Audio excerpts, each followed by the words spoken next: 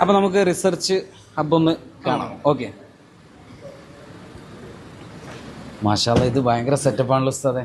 ഇത് അൽഹംദുലില്ലാഹ് ഇപ്പോൾ ഞാൻ പറഞ്ഞല്ലോ, ഇപ്പോൾ സമ്മേളനമാണ് കാര്യമായിട്ട് ഇവിടെ നടക്കുന്നത്. ഇപ്പോൾ ഒരു മാസക്കാലമായിട്ട് ഈ ഹബ്ബിലെ പ്രവർത്തനങ്ങൾ നമ്മുടെ ഈ ക്യാമ്പുമായി ബന്ധപ്പെട്ട കാര്യങ്ങളാണ്. ക്യാമ്പ് വളരെ വലിയ റിസ്ക്കുള്ള കാര്യമാണ്.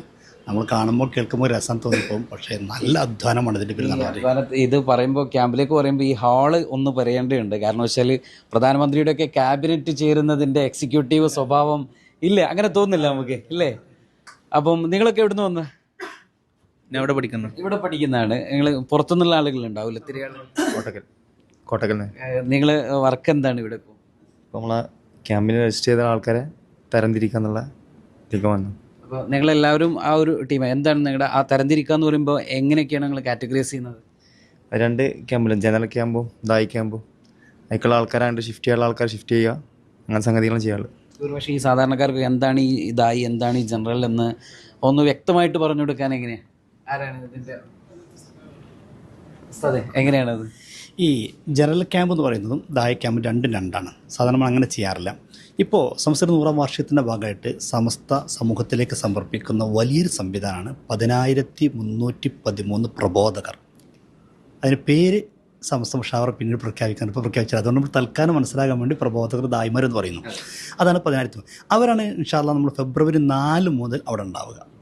പിന്നീട് 6-ാം തീയതിയാണ് ബാക്കി 23,000 ആളുകൾ വരിക. മൊത്തം 33,313 ആളുകളാണ്. അപ്പോൾ മൊത്തം നമ്മൾ 2 ടീമായിട്ടാണ് മൊത്തം വരുന്നത്. ഇവർ 4-ാം തീയതി മുതൽ 8 വരെ ദായികളുണ്ടാവും, മറ്റു ടീം 6 മുതൽ 8 വരെ ഉണ്ടാവും. അങ്ങനെ എനിക്കൊരു സംശയം, സാധാരണഗതിയിൽ അന്ന് നമ്മുടെ കൊല്ലത്തെ ഇതിനൊക്കെ സമ്മേളനം നടന്ന സമയത്ത് അവിടെ ഒരേ സമയം 2 ടെൻറ്റുകളിലായിട്ട് ക്യാമ്പുകൾ നടന്നിരുന്നു.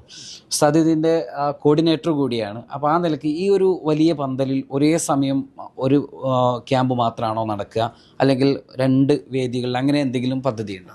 ഈ ദായികൾക്കുള്ളത് ഞാൻ പറഞ്ഞു സെപ്പറേറ്റ് ആയിട്ട് ആദ്യം നടത്തും. അവർക്ക് മാത്രമുള്ള അവരെന്തൊക്കെ ചെയ്യണം, അവരെങ്ങനെ ആയിരിക്കണം, അവരുടെ എല്ലാ കാര്യങ്ങളും ഈ പ്രബോധകർക്ക് മാത്രമായിക്കൊണ്ട് ക്യാമ്പ് നമ്മൾ നടത്തും. അത് കഴിഞ്ഞാൽ എല്ലാവരും ഒരുമിച്ചാണ്. എന്നാൽ അതോടൊപ്പം തന്നെ വേദി 2, വേദി 3 പറഞ്ഞിട്ട് വേറൊരു ഭാഗത്ത് അത് സെപ്പറേറ്റ് ഓരോ വിഷയങ്ങളെ കേന്ദ്രീകരിച്ചുകൊണ്ട് അതിന് പ്രത്യേക ക്ഷണിതാക്കളെ വെച്ചുകൊണ്ട് പുറത്തുനിന്ന് ഗസ്റ്റുകളെ കൊണ്ടുവന്ന് ഫാക്കൽറ്റികളെ കൊണ്ടുവന്നിട്ടുള്ള ഒരു പ്രോഗ്രാം വേറെ സമയം 3 ക്യാമ്പ് നടക്കും, 3 വേദികളായിട്ട് നടക്കും. പക്ഷേ 33,313 ഒറ്റ വേദിയിലായിരിക്കും. അത് നിങ്ങൾ അവിടെ നിന്ന് കണ്ടായിരിക്കും. നമ്മൾ കണ്ടുള്ള വിശാലമായ രീതിയിലുള്ള ജർമ്മൻ ടെക്നോളജി ഉപയോഗിച്ചുകൊണ്ടുള്ള വിശാലമായ പന്തലിലാണ് അത് നടക്കുക. അപ്പോൾ ഏതായാലും ഇവിടെ ഒരു കോൺഫറൻസ് സെറ്റപ്പ് എന്ന് പറയുമ്പം അത് വളരെയധികം മനോഹരമായിട്ട് തന്നെ ഉണ്ടെന്ന് പറയാം. നല്ല കബോർഡുകളൊക്കെ, എല്ലാവരും ഇരിക്കുക. നമ്മൾ ഒരു